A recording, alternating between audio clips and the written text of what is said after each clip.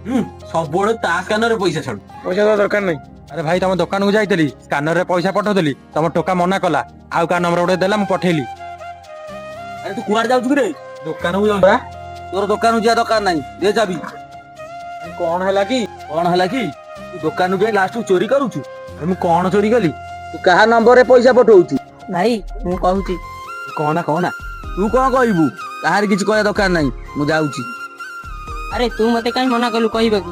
ସବୁବେଳେ ସମୟକୁ ଅପେକ୍ଷା କର। ଭାଇ କଣ କହିବାର ଅଛି ଶୀଘ୍ର କହ, ମୁଁ ଡେରି ହେଲା। ଭାଇ ତୋର ଆଉ ଡେରି ହବନି, ମୁଁ ତୋ ପାଇଁ ନୂଆ ସାଇକେଲଟେ ଆଣିଛି। କୋଉଠୁ ପଇସା ଆଣିଲି? ସାଇକେଲଟା ତୁ କୋଉଠୁ ଆଣିଲୁ? ଭାଇ ତୁ ଚାଲିକି ଯାଉଥିଲୁ। ଶୁଭମ ଶୁଣିଲୁ। ଆରେ ମୋର ଟିକେ ଡେରି ହେଲାଣି, ମତେ ନେଇ ଟିକେ ଦୋକାନରେ ଛାଡ। ଡେରି ହେଲାଣି, ତୁ ତ ଗାଡି ସାଇକେଲ କିଣିବୁ ନା, ମୁଁ ତ ଠିକା ନେଇ ଛାଡି। ମୁଁ ଯୋଉ ନମ୍ବରରେ ପଇସା ପଠାଏ ନା, ଏଇ ପଇସାରେ ସାଇକେଲ। ଆରେ ତତେ ମୁଁ ଖରାପ ଭାବୁଥିଲି, ତୁ ଚୋରି କରୁଛୁ। ଭଗବାନଙ୍କୁ ଡାକୁଛି ତୋରି ଭଳିଆ ଭାଇ ସମସ୍ତଙ୍କୁ ମିଳୁ।